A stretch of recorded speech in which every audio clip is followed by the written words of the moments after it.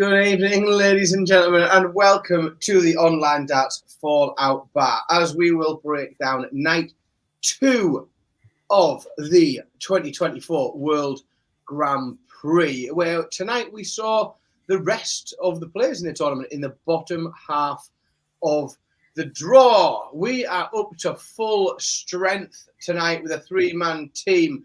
I am joined this evening by Mr. Cam McFarlane and Mr. Cowan Evans. Gentlemen, how are we this evening? Not so bad, mate. Not so bad. I'll put the graphic on in the background for you. Don't you worry. Well done. I noticed that, and I went to click it, and it popped up on the screen. Well done. That's okay. I've got your back. Don't you worry. Yeah, very well, mate. Very well. First one for me of this year for the Grand Prix, and yeah, it's good to be back on. Cowan, how are things in Wales?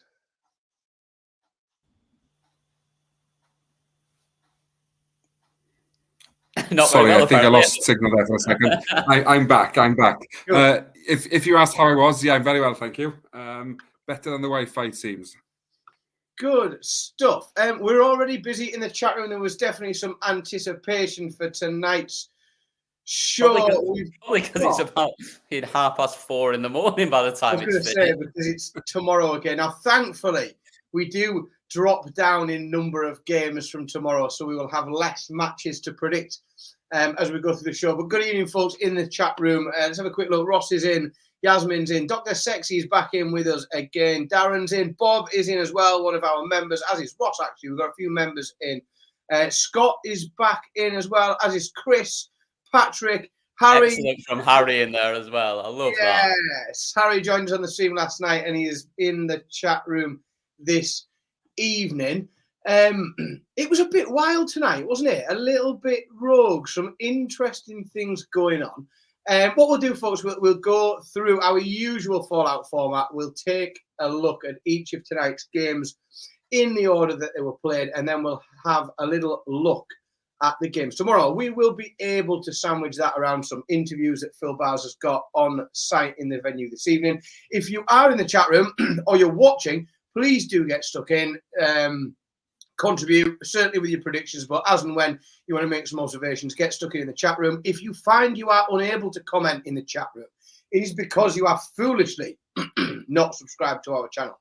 Little rule that we have in the chat room that you can only chat with us and comment if you're subscribed. So very quick and easy resolution to that. Get subscribed and get stuck in the chat room. So, chaps, it seems a good place to start would be what was the first, and it isn't the last, as we'll come to later, but the first whitewash of today or this year's tournament, as Dave Chisnell, a very, very comfortable 2-0 win over Cameron Menzies. And Cowan, I'll come to you first. This wasn't the way that a lot of people predicted this game going. No, and it sort of feels like this game happened about 3 days ago. That's sort of how long ago it feels like. But no, certainly didn't expect a whitewash anyway. As in, I know Cameron Menzies has been playing quite well recently, and Chisnell, you never know with Chisnell really what you're going to get as a major, don't you? And but yeah, just Chisnell seemed to do enough and made it look quite easy really, and to sort of book his place in the next round. I know he hit, I think he hit 4 180s on his way to the win, but unfortunately nothing much came back from Menzies in terms of pressure or real fights really. And Chisnell know we'll probably have to play like that, or even a bit better if he wants to go deep in this tournament. Yeah, definitely. Cam, we've talked to death, and we probably will do later in the week, about Dave Chisnell in TV tournaments and his record in there. So we can leave that probably for tonight's show. But is there some concern around Cam Menzies? Because we know how good he can be, and he is on the form guide one of the best players in the world, but he sort of continues to find exactly the wrong moment to not show up, doesn't he?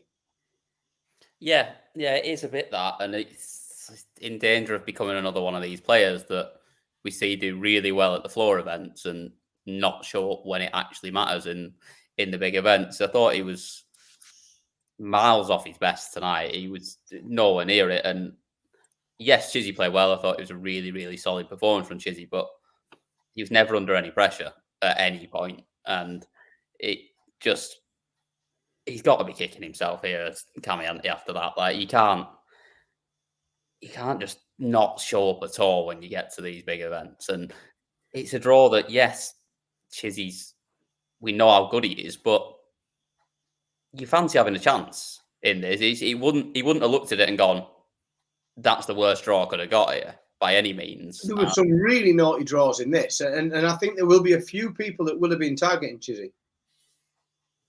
Yeah, 100%. You'd have fancied it. You think that's one of the ones that you'd fancy getting after, but I suppose, like I say, full credit to Chizzy. It was just a really solid, professional, really good performance.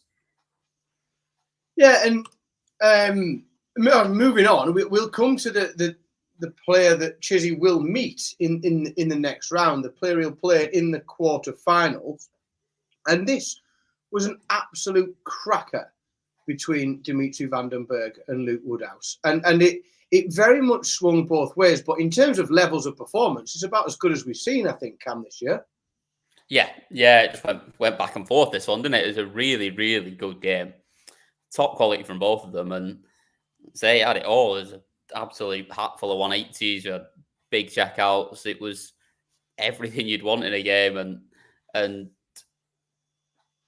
do we feel a little opportunity missed for Woodhouse, maybe? I think, I don't know, it's harsh to say he's missed out on one here because he played really well and Dimmy came back at him really well. But I think he'll fancy that after that first set, he was in a position to possibly go on and book his spot. Yeah, Cowan, do you think was it the more experienced big game player? Did that experience show through, do you think, towards the business end of this match?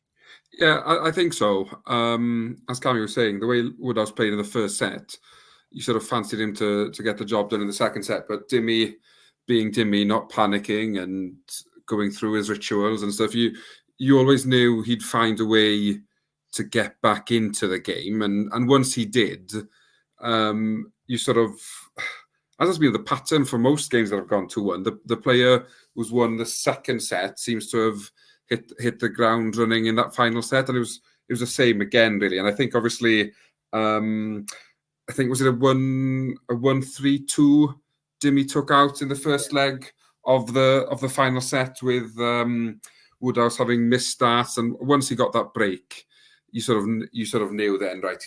He'll just get over the line, and it's a sign of a good player, really, isn't it? When you sort of go behind in such an unusual format, let's call it, an enjoyable one, but it's a rare one to sort of have the composure and the ability just to get back into it and get the job done in the decider. Yeah, it does. I think it sets up a really intriguing quarterfinal that we'll probably analyse a bit later in the week. But before we move on too far, I have found in the back end of our system a very short and brief, I haven't seen it yet, bit of Dave Chisnell's interview. So let's see what Dave Chisnell made of his victory. Yeah, I'm hoping so. Like I say, it's a strange tournament because it was a double off, but I got through that tonight with ease. Like I said, I was getting off every first three darts. So it won't take me 6 to 9 darts to get off, and that's a big thing in this tournament. Thanks, Dave. Really insightful, as always. I'm glad I took that one out the back end. Oh, dear me. Right. Never takes up too much time, does he? I was a little bit excited there, but never mind.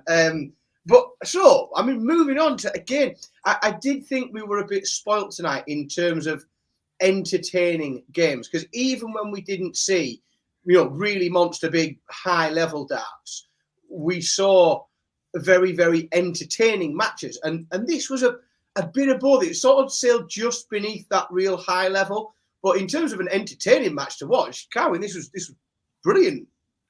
Yeah, and this sort of goes against exactly what I said about the last game where the person winning the second set goes on to win the match. But yeah, once it got to the deciding set here, it felt like neither player wanted the win, really, with 4 breaks to throw. But even though there's a bit of a difference in their ranking positions. I always sort of thought this could be a game both players felt they could win. I feel like Mike De Decker this year has played better than he has the last couple of years, and probably will love the fact that he did get over the line against Heta, who he seems to just be growing in confidence, and he's sort of got that aura about him now where he doesn't feel like he's going to lose a game, where maybe in the past he's shown a few nerves. I know we lost tonight, but he's sort of got a bit of that Aussie swagger about him, which always makes an Australian darts player dangerous. Yeah, if you look at the stats, it's difficult to see how Damon Heta lost this one, because he scored better, his checkouts were better. Yes, we saw that big 150 from Mike De Decker, but Cam, is this the novelty of set play and doubling? Is that the difference maker here, do you think? I think so, a little bit. That and missing the big number to give yourself 2 shots at a double to win the match, which doesn't help yourself either, to be honest. Yeah, I think it is just, set play is just better, isn't it? Set play is better, double-in's better. It's just a better tournament, this. It's miles more fun. It just puts everything else just goes out the window, and you just go, we'll just watch it and it'll just be great. It is a treat, isn't it? And I think, there's a lot of people, and there's those get stuck in the chat room as well quite often, that we want more tournaments, like, we want more set play tournaments, and we want more double-in tournaments. But I do think that the rarity, especially that we get this in a combination of both, where we've got sort of the 3 things that can make darts games go really rogue and then strange things happen, is when you get A, a very short format, B, set play, and C, double in. And this opening round is the perfect storm of chaos, isn't it? So you do get some wild results. But it certainly makes for very entertaining darts for us to watch. Now, we do have, let me have a quick flick into the back end, because we do have a little bit of something from Mike De Decker as well. Phil's being busy at the venue, and we can hear a little bit from Mike De Decker now. Yeah, of course.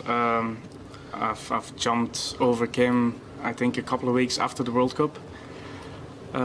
So hopefully I can stay there, because, the World Cup is one main goal that I have for myself for the last 2 years. So. He jumped over him. He must have a good leap on him. I was going to say he's not a very tall bloke, but yeah, even still to bounce straight over the top of him is very impressive. Interesting that is a goal, I think, for Mike De Decker for the next year, and let's be honest, it's a very achievable goal. He holds that position as we speak. He's continuing to qualify for big events, and he's picking up money there. So at the minute, it looks very much like it's his to lose, and we're going to have to see something really big, I think, from anybody else to nudge him out of that Belgian World Cup spot. Moving on, again, another fascinating watch. I think we said last night, and I, in terms of picking it bang on the nose, I predicted the exact score, and not only did I predict that, but I predicted that we would see not a high-level standard of darts that would blow us away, but a very entertaining game. And I think that's exactly what we got, I think, Cam, in this one. Peter Wright and James Wade. This is the absolute beauty of set play, and the fact that James Wade has won twice as many legs as Peter Wright and still almost managed to not win just got over the line. Yeah, exactly, which is just wonderful to see. He should have been home and hosed and won much earlier, but he managed to make a massive mess of the first set from 2-0 up. And then from there, he did a pretty good job, to be fair. You can't really take too much away from him. He's gone on and got it wrapped up, especially that final set was just James Wade doing what James Wade does, wasn't it? It just solid, took his chances when they came and got it wrapped up. Yeah, Karen, we've seen the shoots of resurgence from Peter Wright in recent months, and we've seen a lot better standard in the last 3 months than we've probably seen in the 9 months before that. Was this a bit of an underwhelming match for him? Did we expect more, or did you expect more from him tonight, do you think? Yeah, I think I did, because, as you said, the last sort of few months he's picked his game up a bit, and he's put the horrible experience of the Premier League behind him, and he seemed to be getting back to an old version of Peter Wright. But tonight, again, just doubles let him down, and I think that especially in that last set, he missed a shed load of doubles, and it was just sort of, I know maybe by then your head's gone and you're not in the game anymore, but it is disappointing from a Peter Wright fan's point of view, because he was starting to show glimpses that the game was still there, but he's sort of been around long enough. He'll dust himself down and he'll pick up a different set of darts tomorrow. And change them again on Thursday, and then he'll had a couple of sets out the players' room today, probably. And then he'll find a bit of form again, hopefully leading up to the business end of the year. Yeah, he's going to have to come fast though if he's going to do something, because these big tournaments now, they are going to come thick and fast, and the calendar is incredibly compacted, and we've got a lot of big events and a lot of big opportunities to either win or lose money in the rankings over the next few months. So if he's going to do something, he's going to have to do it quickly. Gerwen, Price and Danny Noppert. Now, Carwyn, I thought this was done, and I'll come to you first as the online darts Welsh representative, the Welsh ambassador, if you will. I thought that this game was over, and I thought this game was over after the first set. And I am still a little bit in shock that it wasn't. Yeah, I think what summed it up for me was when Price decided in that leg, I'll just throw for tops. I won't switch from tops, even after I get off and see what happens. And at that point, I thought, he's thrown the towel in, as in Noppert will sort of get the job done now, and that's that. But yeah, he should have won 2-0 really. After winning the first set and being 2-0 up in the second set, it's very unlike Gerwen Price to let a set slip away. But obviously that's the magic of double in, double out. And then in the third set, obviously Noppert did exactly the same thing, and he'll probably be kicking himself then after getting back into the game of not getting over the line, because obviously doing the hard work and getting that break of throw in the decider to then have two shots of throwing for the match to lose both will obviously be a kick in the teeth for him, and hopefully a kick in the backside for Price, maybe to buck up his ideas, because I don't think he'll get away with that again in this tournament. Yeah, Cam, is the headline from this one that Gerwen Price won this match or Danny Noppert lost this match? Yeah, I think that's one of those. You could probably throw at either of them, to be honest, depending on how it had ended, because I think you could have thrown that at Price and that he'd lost the match if Noppert had held on as well. At the end, it was just a really strange game, to be honest, where they didn't seem like anyone could keep it together.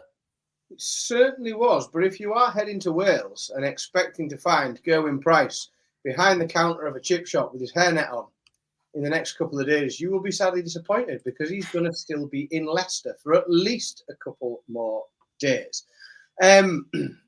Probably, I'm not going to say game of the night, but this next game between Michael Smith and Gary Anderson was the one that many were looking forward to. When the draw was first made, there was an awful lot of people that immediately their eyes went to this game and said, this is the pick of the opening set of fixtures. And Cam, in a lot of ways, it delivered. Yeah, it's one of those games that it doesn't matter what happens on the board almost. Like, it's just a great watch regardless. Like, the way that they both throw, the rhythm that they have, the way it just rattles along. Even if they were averaging 40, it'd probably still feel like a good watch. And it had the quality to go with it as well. I don't think it was a bad game by any means. I think they've both got levels they can go above this, and they probably will have to as we go along through the tournament. Well, obviously Gary will. Michael Smith won't have to do anything because he's gone. But yeah, he's gonna have to play better than that, Gary, as we go along. But it wasn't bad. It was solid, and it was just enjoyed it. Yeah, Gerwen, in 25 minutes, we lost seed number 2 and seed number 3. Is that bottom half of the draw now wide open because the 2 highest seeds in that bottom half are gone? Is it is it wide open now? Do you think? Yeah, I do think so, and I think the 8 players in that bottom half of the draw will sort of fancy the chances of going deep now.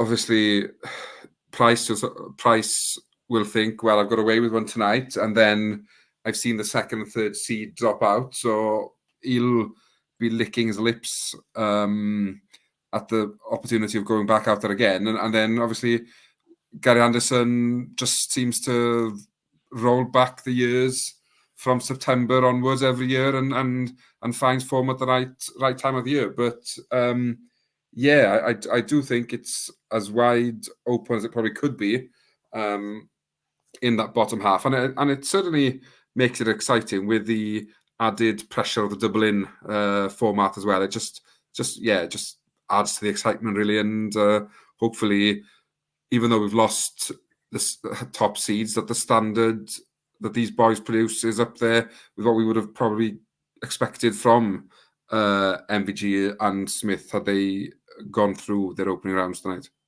Yeah, absolutely. Now we've also got a Gary Anderson clip as well that we'll hear in a second. Don't forget, folks, we are only giving you just small excerpts from full interviews. If you want to hear all of the interviews with tonight's winners in full, you can find them on our YouTube channel. So let's have a little listen to what Gary Anderson made of that. It's not just been world champion. What has Luke won in the last 2 years? This is the thing. He has won just about everything. Well, since this last year, isn't he? Yeah. Has he won just about everything? Only the European Championships and the Premier League. Right. So that's hats off. He's not just world champion. He's there for a reason. World champion was added onto his CV. You know, he's won so much more, and the boy gets looked over every time, which I think's a load of to be honest. You know, he's deserved everything that he's worked for, everything that he's got, and just to talk about other players, rubbish, absolute rubbish. How do you think they should go about handling it better? I'll just give him a bit of respect. You know, he's never ever mentioned. It's always other people. You know, but Luke, I think Luke just goes, on you go. As long as they're talking about other people, the limelight's off of him, so he can just carry on what he does. And he's handled it as well, but deep down he must be a bit cheesed off with it. You know, it's a bit too modest, if anything. Nah, he just does what he does. Gary Anderson. Yeah, good insight into Gary's game there. Yeah, it was, and I've got another clip to play as well. I don't think it's ours. I think it might be someone else. Well, I've got it, so I'm going to play it anyway. Yeah, stick it in, might as well. On quite nicely on the topic there that Gary Anderson was on. I think this is the clip. Anyway, I think it'll follow on. Could be anything. Gary obviously is talking about how other players are discussed and who's getting talked about and who isn't getting talked about. So let's have a listen to an excerpt, and this will be probably a full interview that you'll want to all go and listen to on our website. Well, let's hear from James Wade. 100%, yeah. I think there's a lot of smoke blown up a lot of other dart players' backsides that aren't that great, that haven't won a TV tournament, you know, and they're edged on to be favourites above me. So, you know, that's not a bad thing, you know, that's not a negative, but you know, I believe there's like not many people that have won more TV titles than me, and everyone knows if I'm interested, I won't be thereabouts. I'll be thereabouts. So it's the irony. To be fair, I find it ironic that some dart players are overlooked. You know. Including myself, and there's lots of other great dart players who've been overlooked over the years that have won tournaments. So, yeah, but that's what makes darts interesting, isn't it? You know, because it's controlled by people, and it's entertaining. You know, it's an entertaining game. It can go one way or the other within 20 minutes. So, you know. What the is he on about? It is what it is, but it isn't what it is. Yeah, and he's not. He won't be there or thereabouts, but he'll be there That's or the one, thereabouts. yeah. Yeah. Well, I mean, the two But the bits main that thing is, jumped who's he off on about? Because at me were there other players being made favourite above him who haven't won majors. so And there's only one person. tonight he above played you. Peter Wright, who's won a lot of majors. Yeah. Fairly. And in the actual betting for the tournament, and this. Yeah, I was about to go the same way. I don't know whether this was the case before the game or not. But yeah, there's only Dave Chisnell above him. And I'll be honest with you, Dave Chisnell is a better darts player right now than James Wade is. Yeah, it's very difficult to argue against that. But also, I'm not hearing a great deal of people coming out banging the Dave Chisnell drum, saying Dave Chisnell's going to win. No, I haven't heard any, I'll be honest with you. Like, I'm not sure where the smoke's being blown. Well, the issue is, if he wants smoke blown up his ass, he needs to stop blowing it out the other end on videos. I mean, but also, if he's worrying about things like that, then, as in, just get on with the darts. If you win your matches, it doesn't make a difference what the bookies say or who people are talking about. You've won your game. Yeah, if you're the last one standing at the end of the tournament, you will be the favourite. So yeah, whatever you lose, take your cash to the bank, and whatever people say, don't care about it. Just. The draw has remarkably handed us a quarter-final in which it might be the bottom of who gives less of a toss about darts. As James Wade plays Gerwen Price in the quarter-final of a major. And that is, in terms of where both of them are at, in terms of their view on the game of darts and the people that run it and the fans and everything else. I mean, that's an interesting prospect, and I'm glad that we've got it. But it's a strange quarter-final, isn't it? Yeah, and then it's just a bit odd, isn't it? It's very odd. Now we have to get to this, even though I'm very conscious that with sort of admin rights in the back end of this system that we use, Phil Barts could just be just tearing out. In fairness, when you say this though, you're avoiding getting to this because once we do this one, we've got to go to the next one. That's what you're. I don't know what you're on about, mate. So it's time now to talk about the final game of the year. Daryl Gurney. So Daryl Gurney, and so he's played well recently. He's been on the up. We again have seen. It has only been glimpses, but we've seen glimpses of the Daryl Gurney that did huge things in darts. And he did go off the ball for a while. We've seen little glimpses, but I don't think anybody had predicted, even though he's a former winner, that Daryl Gurney was going to do this to Michael van Gerwen and whitewash him and not allow the Dutchman to even get a leg. Cam, this was bonkers, wasn't it? It's not normal. Yeah, it wasn't on my bingo card, I'll be honest. I did not have Daryl Gurney 6-0 whitewash. I don't really know what to say about it. It was a really good performance from Daryl Gurney, but that's not usually enough to whitewash Michael van Gerwen, even if he's a bit off it. But he was miles off it. Cowan, again, we look at the stats and you know, Gurney played really well. You know, he's averaged 93, which in this format is very good because we've got that doubling in. He's gone 66.5%. He's gone 6 from 9 on his doubles. Now, granted, he hasn't thrown anywhere near as many darts at doubles as anyone else tonight because he hasn't needed to because he just cruised to victory. Is this worrying for Van Gerwen, especially that 180 that we saw him throw? That even someone, there is nobody as bad at counting as I am in darts, and even I wouldn't have done that. Is it concerning at this time of year? Yeah, I think we often speak about the old cliche of doing the right thing at the right time, which I think Gurney did a lot of in that game, and credit to him for that. But I also think you can sometimes do the wrong thing at the wrong time. And that 180 MVG hit there is up there with the stupidest things I've seen in darts this year. As in, the reality was, he'd left himself 66, hasn't he, after the first 2 darts, and Gurney was sitting on 83. There was no point whatsoever in leaving 3-3. As in, if Gurney takes the 83 out, hats off, fair play to him, you can't do anything about it. You'd be much better off setting it up, either going for 18s to leave the 6, single 18 is 48, or 14, 12, whichever way he prefers, and leaving either a 2-darter or a better double than leaving himself on 3-3. Because, hey presto, what happens? Gurney misses ball for the 83. MVG then proceeds to throw 2 outside the 3-3.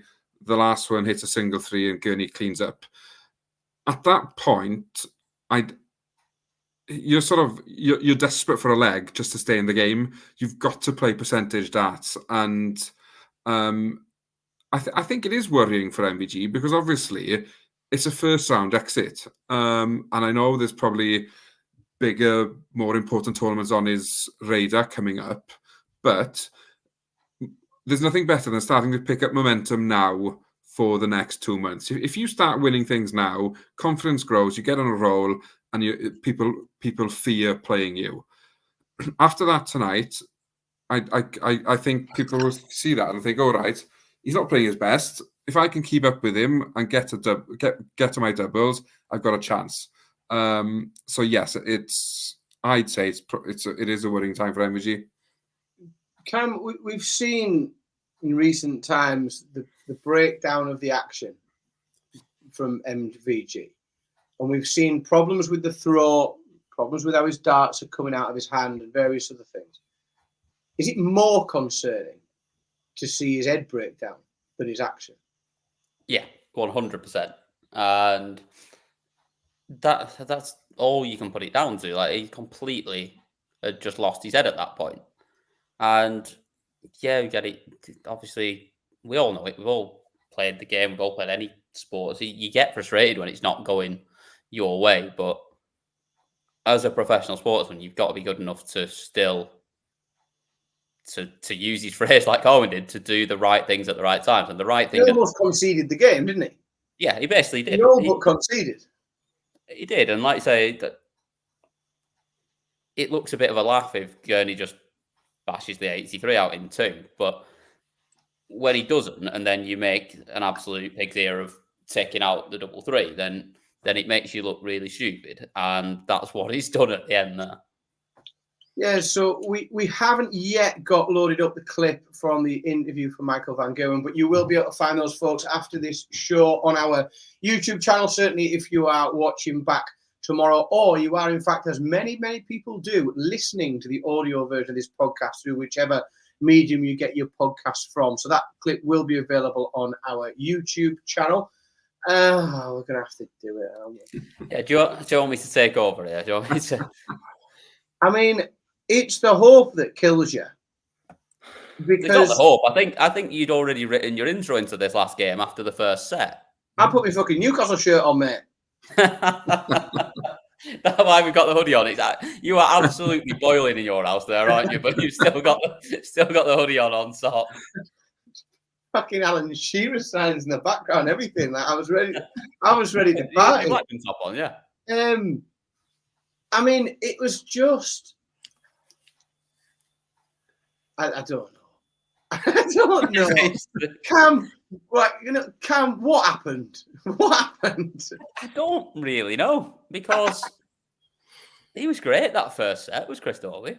Yeah. And I just kind of thought from there, we know Joe's not been anywhere near his best for a while now. I thought it was 2-0. I just, in my head, as soon as that first set went, I just thought it was 2-0 and it was done. And then, obviously, Joe upped it a little bit, second set.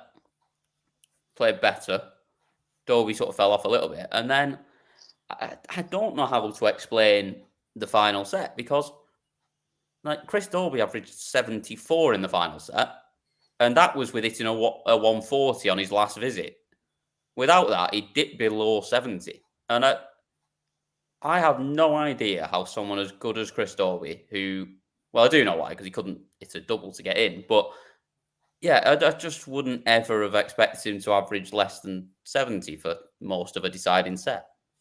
Yeah, Cowan, it was almost a perfect storm because, well, like Cam says there, you know, Dobey did average 74 in that final set, and Cullen managed to lift his average to 102.5. It was the perfect storm for Dobey in that as he was trending down, Cullen managed to find his form. They literally went pulled in opposite directions, didn't they? Yeah, and I think so often now we see Dobey clinical and ruthless on that double 16, and it just didn't seem to click for him at the start of legs tonight. And in this format, once you start missing at a target, the target gets smaller, and if your opponent goes off first or second dart, you're chasing legs. And it just felt like, as everything was going right for Cullen, everything was going wrong for Dobey, and he'll be kicking himself, I think, because especially as tonight's results have gone, he'd have had he won, gone back to the hotel, looked at the draw and thought, ooh, this looks okay on my side now. We can do something special here. But yeah, he'd probably look at it as the one that got away. And obviously for Cullen, who's sort of couldn't win a raffle, let alone a game of darts, he'll be delighted to have got over the line, and he'll now be looking at the draw thinking, oh, okay, I probably nicked one there, but let's see what I can do in this tournament, because yeah, it's massively opened up in the bottom half. Yeah, I think that's the thing for Dobey as well. I think when he comes to reflect on that game, I think it won't just be the first round exit and the loss from a leading position. It will be that's happened immediately after we've lost seed numbers 2 and 3. And that draw, that bottom half of the draw has opened up. And there is a case to be made that when he was 1-0 up, he could have been the favourite to come through that bottom half of the draw at that point. So I think, yeah, I just think it's a real opportunity missed. Very frustrating for Chris Dobey fans, but congratulations to Joe Cullen. And hopefully, I think, I don't want to just be negative on the Chris Dobey front, in that Joe Cullen has needed, and I mean really needed, for quite some time, a big win on TV. And that could just be the fuse that ignites the comeback from Joe Cullen, because there's going to have to be one. He's had let's be honest, he's had a shit year. He's sat outside. I mean, he's down to number 18 in the world. So he's not getting seeded. He's coming unseeded into tournaments. He's meeting the big boys early. And that's not helpful when you're already trying to refine some form. So it is a real positive and a big win for Joe Cullen as well. Right. With that horribleness dealt with, we can have a little look at what's going to happen tomorrow, because the Northeast is still represented in the Grand Prix. So it's not the end of the world, Chris Dobey going out. So folks who are in the chat room or watching along, get involved in the chat room as well. We'll go through. There are only 4 matches tomorrow, so we've got a slightly condensed prediction set to make. We're also now playing the best of 5 sets. So for those that aren't great at maths, that means it's the first to 3. So we're playing a slightly longer format tomorrow. Let's have a little look. Well, please get stuck in the chat room as we get to each game. Please put your predictions in. Tell us what you think is going to happen. Cam, I will come to you first for what might be the most predictable prediction, since I yesterday predicted Dobey would get to the final. Nathan Aspinall against Ryan Joyce. Now, come and surprise us all with where you're going to go with this one, Cam. No, I'm not going to do.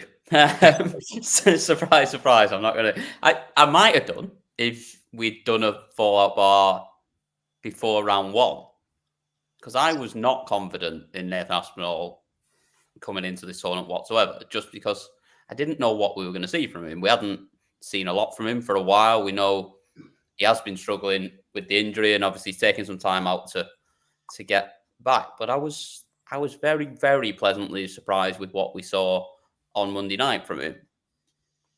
And I just think his level's a little bit higher than Ryan Joyce's is. And because of that, I think he's going to win in a scrap, because it's Nathan Aspinall. It's always a scrap, 3-2. Cowan, do you agree?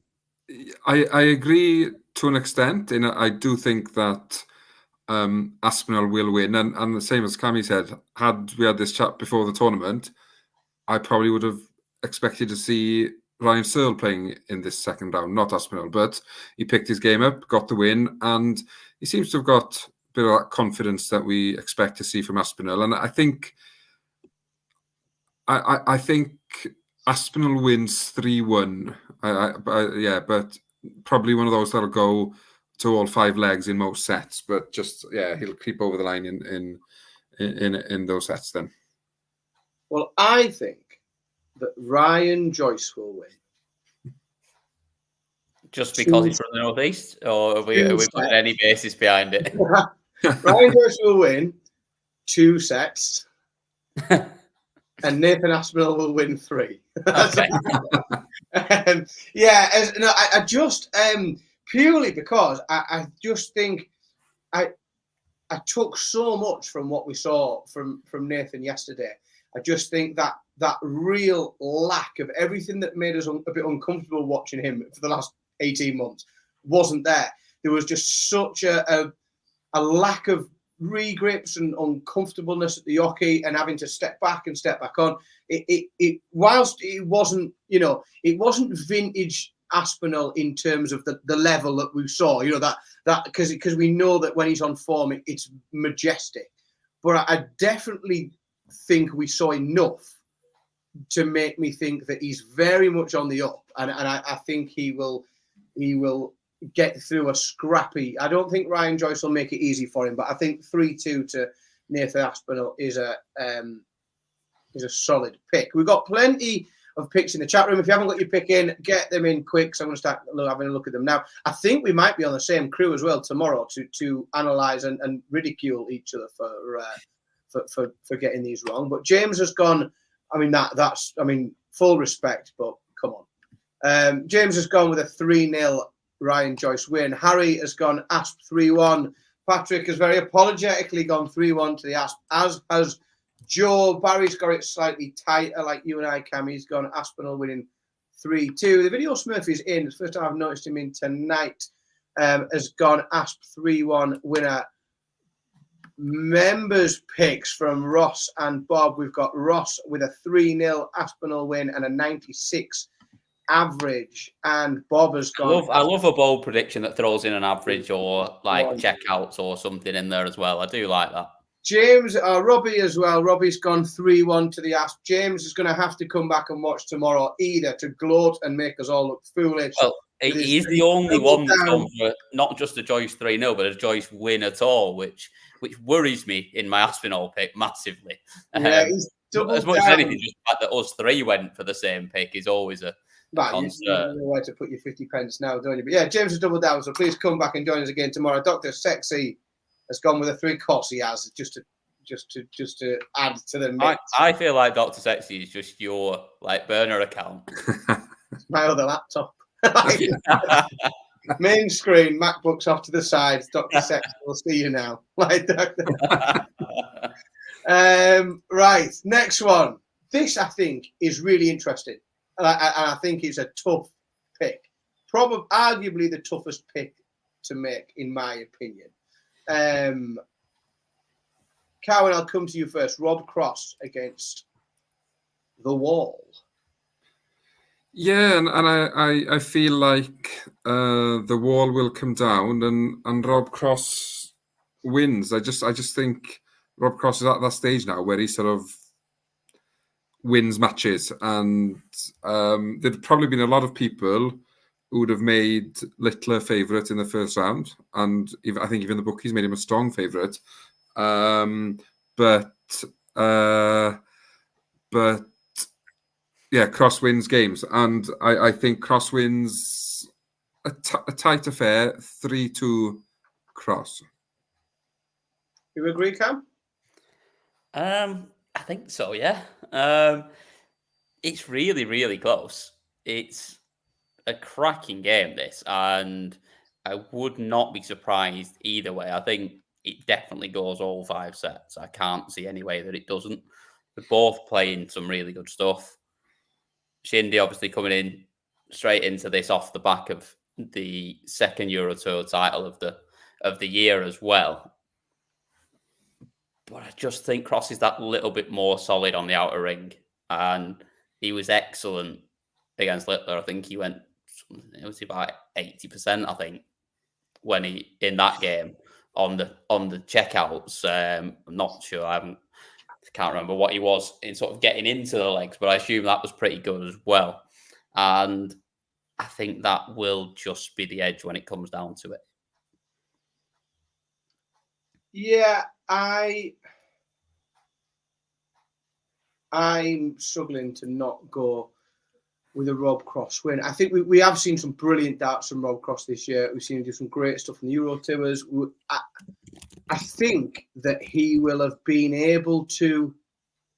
I think he'll play with a freedom tomorrow that we didn't see from him against Luke Littler, because he had the added pressure of playing against Luke Littler. And I think he lifts his game and he's a bit freer. I think it's a 3-1. And I think it's relatively comfortable. I think we'll see a big performance from Rob Cross tomorrow. I think he'll really put a marker down. Bit mixed in the chat room. Robbie's got Schindler winning 3-2. Joe's got a Cross 3-2 victory. Patrick's got 3-2 to Schindler. I think everyone agrees it's going to be relatively close. I think it's going to be a bit wider. James, monkey off the back for Cross, but still a 3-2. Dr. Sexy's gone a 3-1. It's coincidental that those picks are often very similar to mine, I think. Bob has gone 3-2. Video Smurf, tough one, 3-2 Schindler. Harry's gone Cross 3-2. Tom has gone 3-2 to Schindler. We're splitting it right down the middle. Barry's gone 3-2 Schindler. I think everyone is in agreement that this is going to be a very tight game. Or agreement with everyone but me. I think it's going to be a fairly comfortable Rob Cross win. Speaking of comfortable wins, can we predict anything other than a very comfortable win as the world number 1 and world champion and person that Gary Anderson says we don't talk about enough, Luke Humphries, plays Ricardo Petresco? Will Pikachu come in with an upset, do we think, here? Carwin, I'll come to you first. No, and I think it will be a comfortable Humphries victory. I don't think he'll whitewash him in legs, but I think he'll whitewash him in sets, and it might even be something like 9-2 in legs, 3-0 world champion, world number 1. He's there for a reason. In the words of Gary Anderson. Cam, is there a case to be made for Pikachu at all? I think he'll win a set. And I sort of had in my head that Humphries started slowly the other day, but he didn't. Just bunting blew him away in the first set. I don't think there was a lot he could have done. I think Pikachu wins the set. I think he'll have a set where he really, really plays well, but I don't think he'll have the consistency to stick with Humphries. And I think that's the big problem. And I think it's 3-1 to Humphries. I think Ricardo Petresco will win one leg. And all of the other legs will be won by Luke Humphries. I just think there's too much disparity as to where these two players are at the minute. Yes, we did see, and I was, if I'm honest, because of what we'd seen from him in recent times, the struggle with the injury, the struggles he's had with the crowd, I thought that Ricardo Petresco wouldn't be able to overcome Barney in that opening round. Now, I think he overcame Barney because Barney's average started with a 7. And therefore the door was sort of held ajar for him to go through into the second round. But I don't. He's not. Luke Humphries' average probably won't start with an 8. Probably won't. Might not start with a 9. I think it did on. On Monday. It did on Monday, but it won't. It's unlikely it does again. It's If you look at all the stats of him in the last couple of years, if he has a game where he averages, his average begins with an 8. He normally does 3 where they start with a 1. So yeah. I think it will be a monster performance. I think someone that will take a big positive from seeing seeds 2 and 3 go out tonight will be seed number 1, and I think it'll be an absolute rout. I think Petresco will get a leg, and I think that will be all. Robbie does makes a good point. He did give him a good game at the Worlds. So he did also beat him a month ago in a semi-final on the Euro Tour, but I can't see it here. I can't see it here on this format in the way that Luke Humphries, I expect to hit that stage. Robbie has predicted a 3-1 victory. He's put a wide victory for Humphries. James has gone 3-0 Humphries. The Video Smurf has gone 3-1 Humphries. Joe's gone 3-1. Member Bob has gone 3-0. Barry's gone 3-0. Harry's gone 3-0. Dr. Sexy's gone 3-0 with Humphries. 3 complaints about something. I'm sure one of them will be a breeze at some point. He loves a moan about a breeze at some point. Yeah, I don't know what the breeze is like. It's not quite big enough, Leicester. You need big arena doors to get a nice breeze. Patrick's gone 3-1 Humphries. Tom's got Luke Humphries. He'll get 3. That's it. Yeah. I assume that Petresco gets none. Juvy's with me on that one. Ross has gone 3-0 Humphries, 97 average. That's pretty much what I think, Ross. I think member Ross there has got it on the nose. Final game tomorrow. And if you'd have given me this one a week ago or a month ago or even 3 months ago, I wouldn't have really had to think about this one too hard. Cam, has Johnny Clayton done enough in that first round to convince you that he could get past Ross Smith? No. Not even a little bit. And it's not anything to do with what Johnny Clayton did. I thought Johnny played all right. It was better than we've seen him for a long time. But I thought Ross Smith was really, really good. And that's why I've got him winning 3. I think Johnny's always going to win a set, isn't he? I don't think he gets through it without winning a set, but I think that's all he gets. I think he gets beat 3-1. Mr. Ambassador. Yeah, this is a tough one because obviously my heart says that Johnny Clayton wins 3-0, 9 legs on the bounce.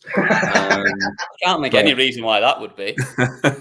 But the head doesn't agree. I think Clayton, we saw a vast improvement in him in the first round and probably a performance all of his fans will have been delighted to see and that he's getting back to his best. He's just unfortunate that he's probably coming up against one of the best players of the year this year in Ross Smith, who just doesn't seem to put a foot wrong. And he loves the stage, he loves the crowds. He just did he average 102? I think in the first much. Yeah. So if you average over 100 in a double in, double out format, you're very hard to beat. He may not replicate that high in average in the second round, but he probably has enough in the tank. And I've got to agree with Cammy. I think it's 3-1 Smith, although I'd gladly be wrong and Clayton wins 3-2. But yeah, I think as boring as it is, and as much as I even like to try and mix things up a little bit between us, I just think I can't make a case for it be not even just agreeing with the win, but agreeing with both your score as well. I agree almost exactly what you said there, Cowan. There's 32 players in this tournament, and 31 of them haven't played as well as Ross Smith has yet. Like it was without a doubt a standout performance. The 102 is massive in this format. It's outrageous. I don't think he'll maintain that into the second stage of this, but I definitely think he will maintain enough of it to keep Johnny Clayton at bay.